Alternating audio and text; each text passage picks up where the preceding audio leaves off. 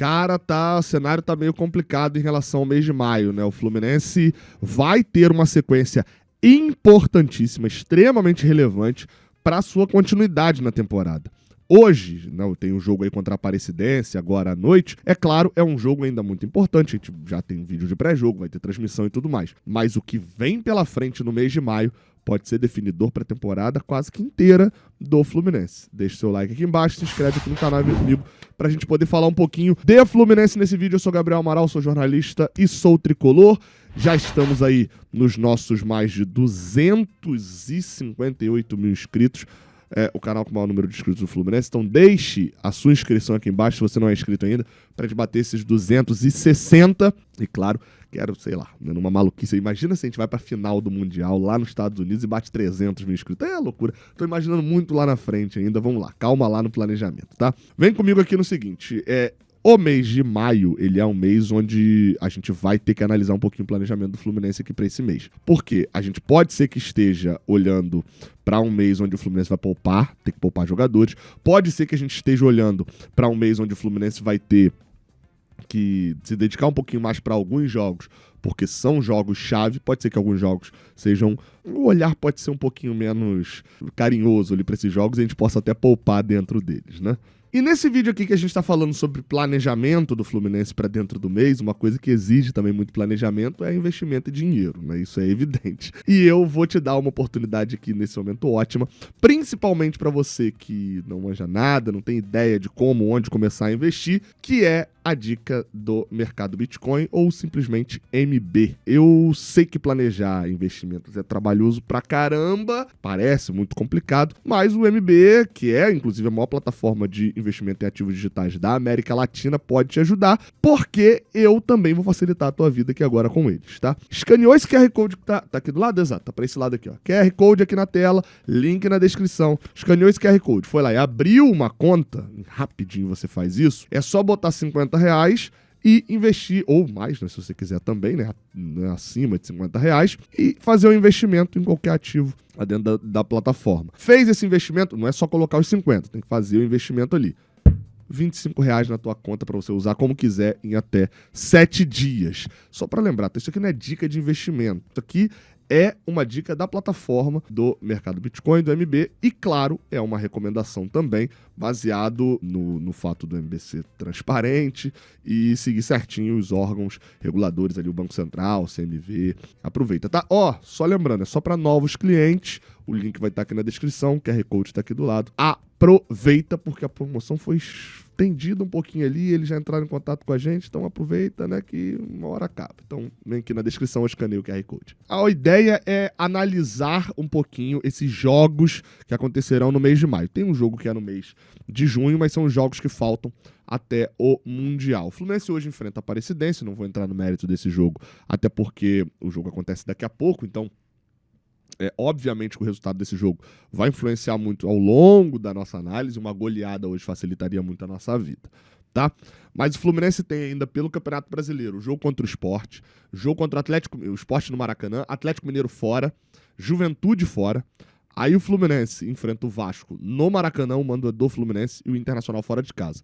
Esse jogo contra o Ceará, que seria no dia 11 ou dia 12 de junho, foi adiado.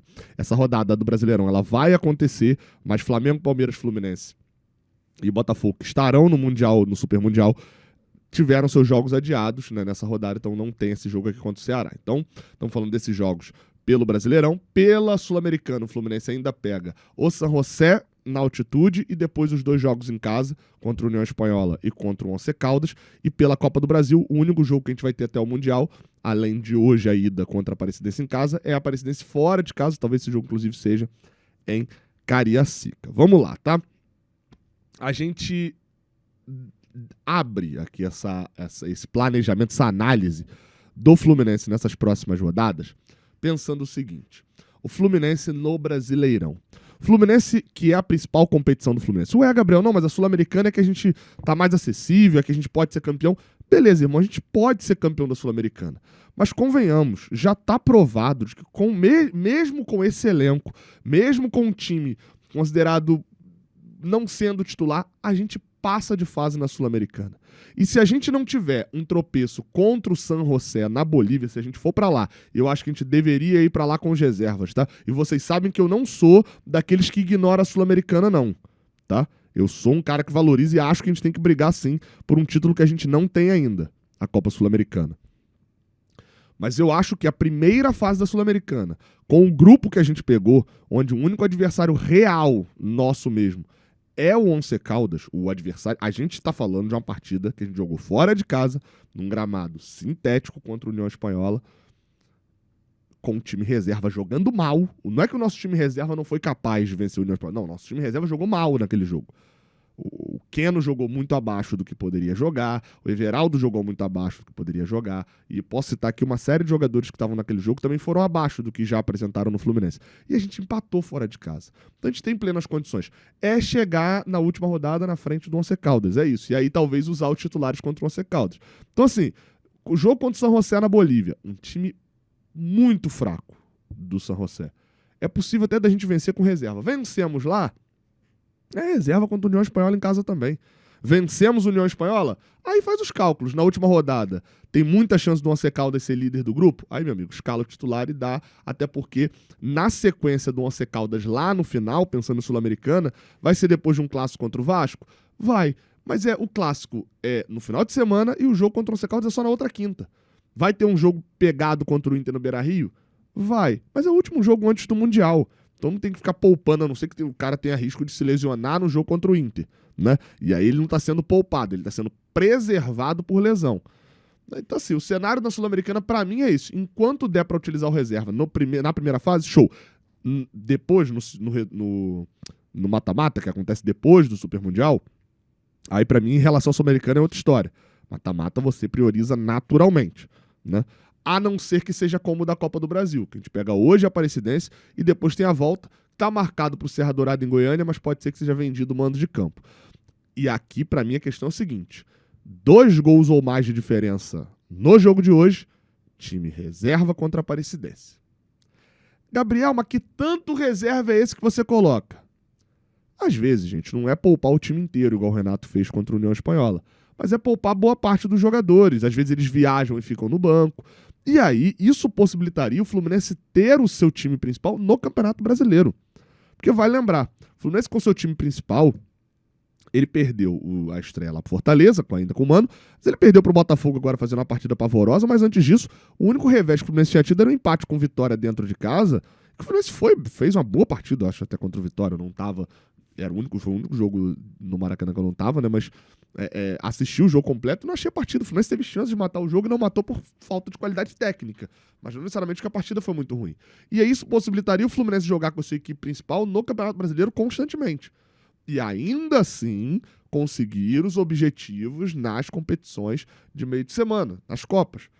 Novamente, poupar não faz sentido se a gente for desdenhar de uma competição. E não é isso que está acontecendo. A gente é capaz de classificar na Copa Sul-Americana e na Copa do Brasil com um time alternativo, se for o caso. E aí, dentro do Brasileirão, a gente vai ter Sport em casa. Desculpa, o Sport tem 2 pontos e 6 rodadas. É obrigação a vitória. Atlético Mineiro fora de casa sem o time ter ido para Bolívia. Aí, meu amigo, você clica aqui, ó, e vê o seguinte, que na próxima rodada, simplesmente, o Atlético Mineiro entrará na rodada em 17º e o jogo deles é contra o Juventude. Simplesmente o Juventude fora de casa. Então é grandíssima a chance da gente enfrentar o Atlético Mineiro dentro do Z4. Com o Mineirão talvez com um público baixo. Então olha o cenário, a porta se abrindo. Aí para que se a gente vencer o Sport, a gente tá até num possível jogo, não vou dizer liderança, porque o Flamengo tá numa impressão aí de que não perde, mas enfim, um jogo importantíssimo com o Atlético Mineiro, com uma vitória. Colocaria a gente no jogo contra o Juventude, na altitude da Serra Gaúcha, chegando grandão pro jogo. O Juventude lá é um adversário historicamente muito difícil pro Fluminense, muito difícil para qualquer um que vai lá. O Alfredo Jaconi é uma fortaleza para eles, mas assim, tem um clássico com o Vasco para jogar depois e vencer. E aí, meu amigo, Juventude na Serra Gaúcha, Internacional no Beira-Rio, é tentar beliscar ponto nesses jogos. Terminar essa primeira fase se a gente terminar essa primeira fase de Campeonato Brasileiro, tá? Porque no jogo contra o Inter, pensando em Mundial, estando com pelo menos 9 pontos. Tô falando de ganhar do Sport, tô falando de ganhar do Vasco e tô falando de entre Atlético Mineiro, Juventude e Internacional ou empatar os 3 ou ganhar um e aí talvez a gente lamente uma das outras 2 derrotas, né? Do Inter talvez seja menos lamentada.